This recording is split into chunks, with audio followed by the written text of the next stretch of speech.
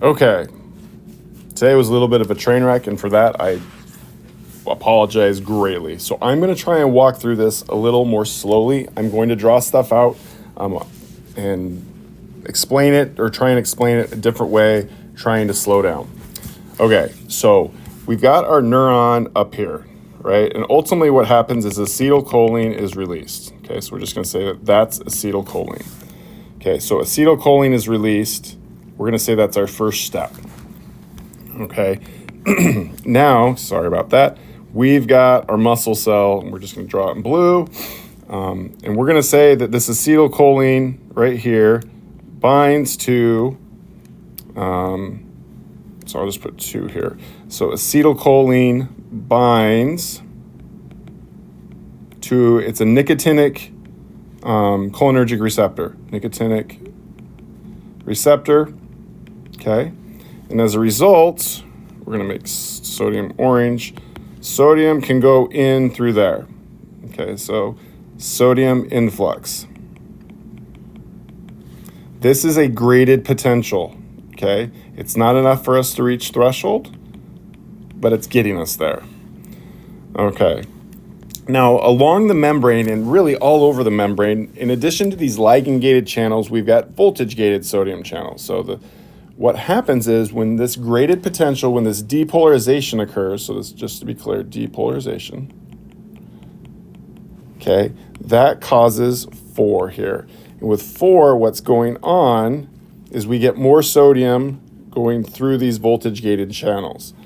Okay, so we have sodium influx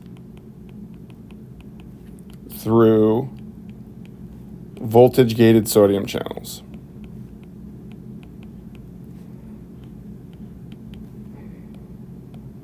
Okay, all right. This causes an action potential. So here's our action potential, okay? And what that's going to do is that's going to go along the membrane and down into the sarcolemma. So this is 5, okay? So action potential AP occurs. All right. So what happens then is that this action potential travels along the membrane and it gets to our DHP receptor. So this is DHP. And remember, DHP is a voltage-gated,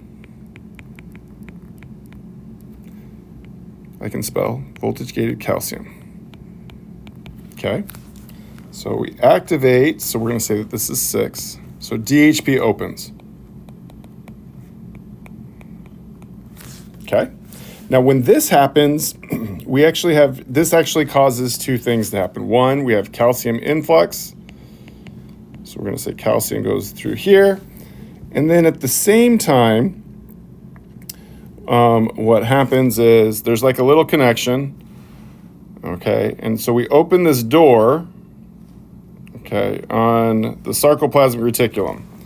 Okay, so this we're going to say is, we'll say this is 7A, that's 7A, and 7B. Okay, so 7A, calcium influx from the T tubule.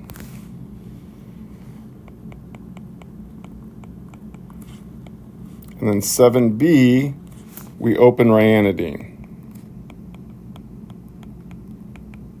And to be clear, this right here, so it's a ryanodine receptor. That's this door right here. This is a mechanical gate. And the reason we call it a mechanical gate is because it doesn't open due to a change in membrane potential. It doesn't open due to a change in, due to the binding of a neurotransmitter. It opens because something mechanically happens. So in this case, just think of it like we've got a rope attached to the DHP receptor. So when that door opens, we open ryanodine. Okay, and then what happens here with 8 is that we have even more calcium influx into the cell. Now I want to be clear that this calcium and this calcium are different calciums.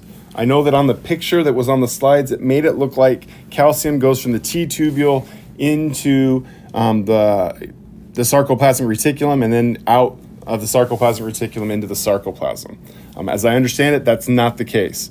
Okay, and so what we have here with 8 is calcium influx from the sarcoplasmic reticulum. Okay? So, all over, and this calcium actually goes everywhere. So it's going to go up here, and it's going to go down here, and it's going to go over here, and it's going to go over here. It's just going to go all over the place. Okay, we want calcium to bind to troponin, but it's not like calcium has like this homing device or whatever that knows, hey, this is where I need to go. It diffuses throughout the entire cell. Okay, so we're going to scroll up here, and I'm going to try and clarify a little bit, and at least describe better about troponin, tropomyosin, and actin. Okay, so we've got here. So we got actin, we've got myosin, we've got troponin, and we've got tropomyosin. And I'm not going to attempt to draw this because this would be a disaster on my part. Okay, when you think of actin, I just want you to think of the tug-of-war rope. Okay, myosin are the hands on the rope, or hands used to pull. Okay, and so when we talk about actin and myosin, and we're going to get into this Monday, we're just pulling a rope. That's all that's happening. When contraction's going on, we're pulling a rope.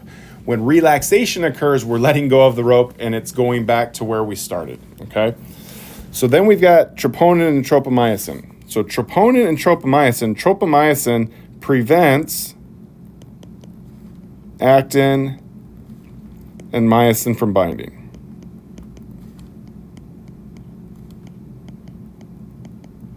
Okay. Troponin can move tropomyosin out of the way.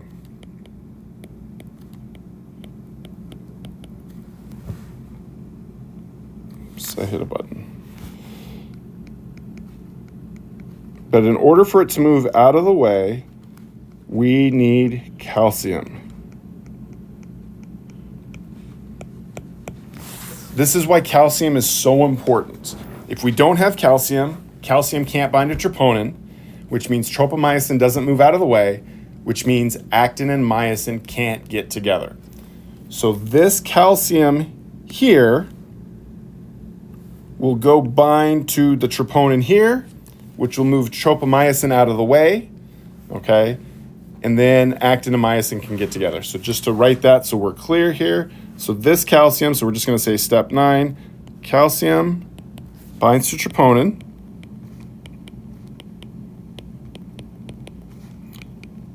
Troponin moves moves tropomyosin.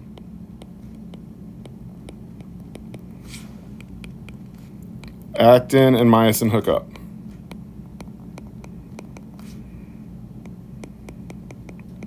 And this is what we call a cross bridge. And as you go through the rest of the videos that we have for the muscular system, you'll find out that cross bridges are really important. Basically, more cross bridges equals more force production. Fewer cross bridges equals less force production. So if I want to generate a lot of force, I need a lot of cross bridges. And so if I want a lot of cross bridges, I need a lot of calcium binding to troponin.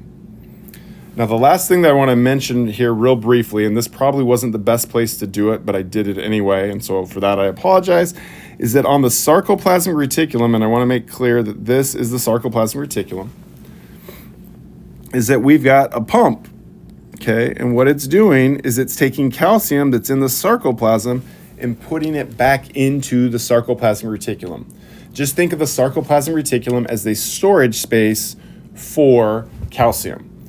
And it's important that we get calcium back into the sarcoplasmic reticulum because when an action potential occurs, we have all of these steps going on. And ultimately, what's happening is we're opening this ryanodine receptor, which allows calcium to leave.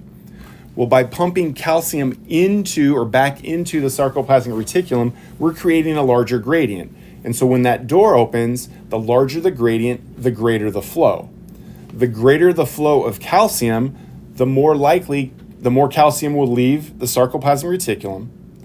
And then from there, that makes it more likely that calcium will find troponin, and the more calcium that binds to troponin, the more tropomyosin is moved, and then ultimately we get more cross-bridge formation. Remember, more cross-bridges, more force. Now, with this whole process, this neuron, we're going to move this out of the way, hopefully, maybe. I'll move it down here. This neuron is constantly having action potentials, or is having lots of action potentials. That's causing all of this to happen repeatedly. Okay, and so every time there's an action potential, more calcium's released. Every time there's an action potential, more calcium's released. And then we go back to what I just said, more calcium, more cross bridges.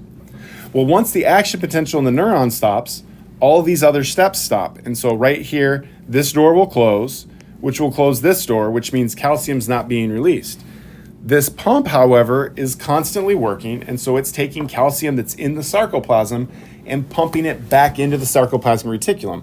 In essence, what we're doing is we're preventing cross-bridge formation, and so your muscle is able to relax. It's able to get shorter. Okay? I hope that this helps. We will talk about this on Monday, and if we need to, we'll talk about it again on Tuesday. On Monday, in addition to reviewing this, we will talk about, now that we've got our hands on the rope, that pulling, letting go, reattaching, pulling, letting go, reattaching. It's literally 4 steps. Okay, they just cycle. So there's 4 causes, which have to do with ATP. There's 4 effects, which have to do with what's going on with actin and myosin. And so with that, we're going to end, and hopefully this helps out. If it doesn't, send me questions. Come talk to me in my office. The one thing I would ask is don't just send me an email or come into my office and say, I don't know anything. For the most part, I'm pretty sure that that's not actually the case. There's some disconnects. I know there's a lot of similar sounding words, things like that. If you can give me specific questions, it's a lot easier to give you specific answers. And I hope you all have a great weekend.